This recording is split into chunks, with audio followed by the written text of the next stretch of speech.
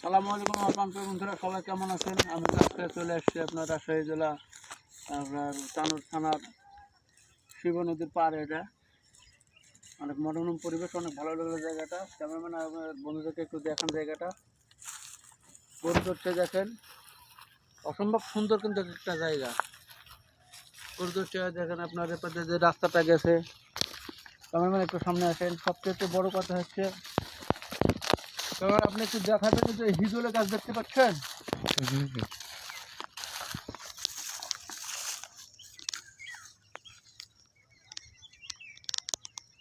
হিজলের গাছ দেখা যাচ্ছে ক্যামেরাম্যান?